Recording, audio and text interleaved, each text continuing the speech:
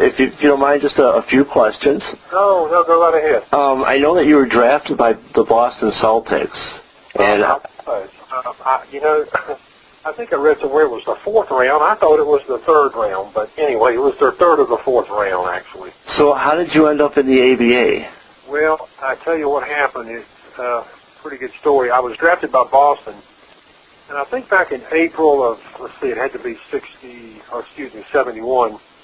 Red Auerbach, who was then the coach of the Celtics, called me, and I was living in Durham. I went to Duke, and that was, that's in Durham, North Carolina, and he kind of said, well, we drafted you, it's a long shot. You'll need to come up to summer camp and work out with the team, and I guess the team did. At that time, I had Bill Russell on it, among others, and it didn't sound real promising. So at the same time, the ABA in existence had its draft, and I was drafted by the Memphis Pams.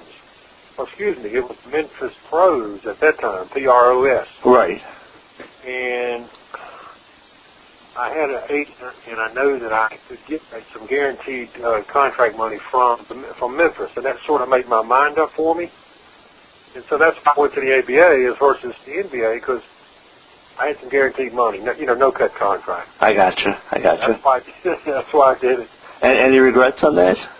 No, I don't regret it. No, I mean, because you can never say, even in hindsight, I don't regret it, because I got to play a few years. I played 5 years in the ABA, of course, one with Atlanta. Right.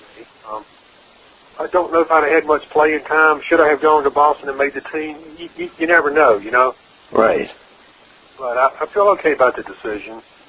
And ironically, drafted by Memphis, traded quickly to Carolina, because I'm from this area, and I guess they would try to get some local talent to play on the Carolina Cougars. Sure. Greensboro and Raleigh. I'm here in Raleigh, and that's it's about 80 miles from Greensboro. And Charlotte, they wanted to kind of make it a North Carolina team, if you will. And played with Carolina for about, I want to say 30 games. And actually, I was doing pretty well. And unbeknownst to me at that time, and I didn't realize it being kind of young and dumb at the age of 22, playing well enough to get traded. In other words, if you get some marketability or market value, you get traded. So darn if I wasn't traded back over to Memphis. Oh, wow. And I played there for 2.5 years, and I had a good career. I mean, I got to start most of the time. One small injury, no big deal, and then of course I went to Utah and loved it out there.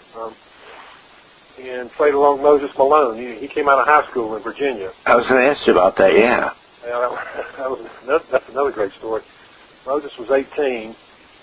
Lefty Driesell at Maryland thought he had him wrapped up, but at the last minute, Moses decided to go straight into the pros. And if I'm not mistaken, there was only 3 guys at that time that had done it. Chocolate Thunder. What was his real name? Daryl Dawkins. Daryl Dawkins had done it.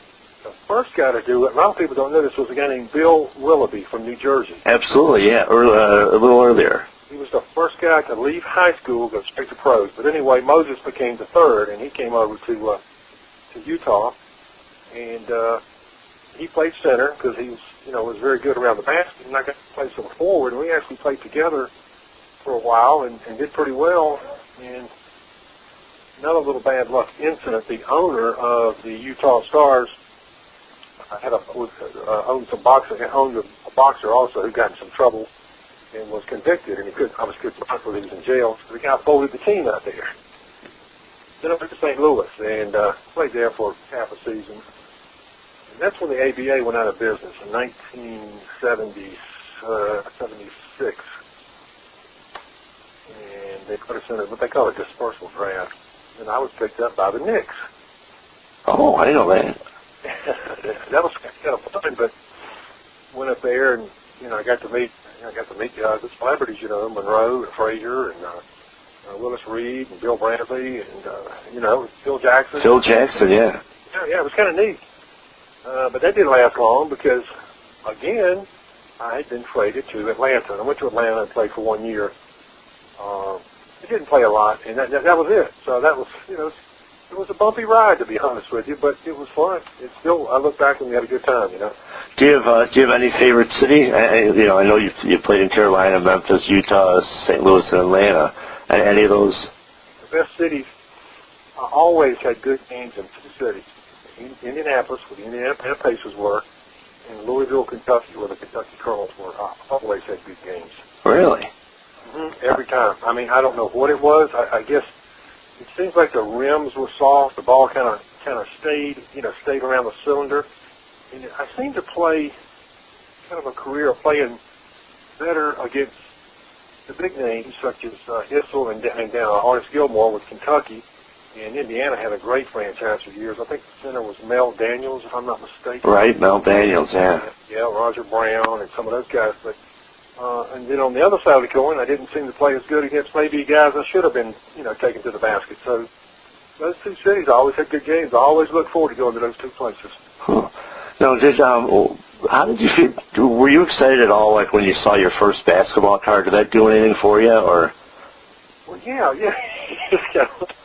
It's kind of like, wow, I'm actually on a card. It's not worth much, I don't think. It's kind of exciting, yeah. Well, you ended up on, a handful of cards. It's got to be pretty cool. Oh, it's pretty cool. It is cool, and my daughter kind of looks for them too a little bit on the internet. I'm on the internet, but I'm not that much into it, But it is kind of exciting to get that. It's really nice of you to do that. And you still get people. I'm sure you still get people sending you cards every so often to get signed.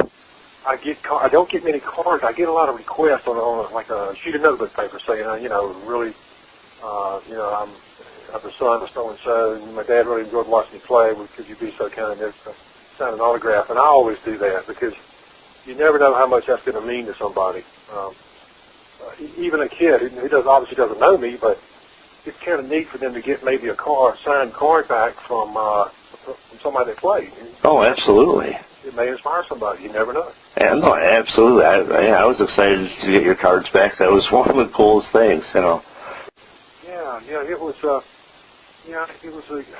It was a lot of fun being in the ABA. The ABA was a sort of an underfunded league, but it was wild because there weren't that many teams, and I saw guys traded before games. I mean, it's pretty cheesy, that'd be weird. I mean, literally asked to change uniforms. Wow. That's a cheap way of doing it. Hey, have you ever read the book by Terry Pluto, Loose Balls, about the ABA?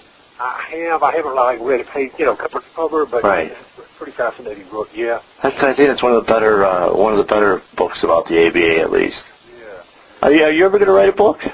Huh? Are you ever going to write a book? I doubt it. I mean, I thought about it. I guess I had to, sit down and make the effort. I sort of doubt it. But, anyway, I can't believe I turned 60 recently, but I've been pretty good.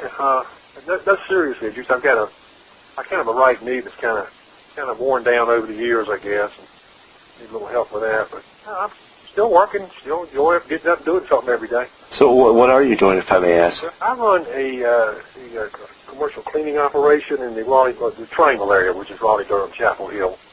Okay. And, we do a lot of commercial buildings and some medical facilities, and I kind of run that a little bit. And live in Raleigh. I actually live right beside where I grew up. I'm literally back home. Wow, that's got to be cool. It is kind of cool to walk out the door. This is where we used to play. In fact, I walk out my front door, and the goal I grew up playing on was like about 10 feet from the front door. So it's a reminder every time I go out the house, Oh, wow. That's coming full circle for sure. Yeah, really, that's right. Kind of a full circle deal. Yeah. Wow. Do you have any basketball mementos from your career? Any what now? Any basketball souvenirs, mementos from your career?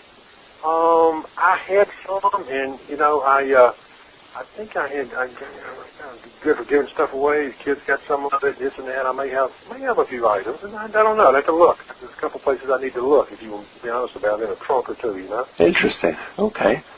Well, that's really all I had, Mr. Denton. I just, like I said, I had a few questions, and I'm really just thrilled to have a chance to talk to you and to thank you for the signed cards and thank you for the great memories. Well, you are certainly welcome. It's really an honor to have someone call me and think of me like that. I really appreciate that. You call me anytime. Anything comes up, let me know. I'd be glad to help if I could. And if I find any more of your cards, I'll be sending them your way. That's great. Hey, thanks a lot. Okay, you take care. Appreciate it. Okay, you have a good one. You too. Thank you. Bye-bye.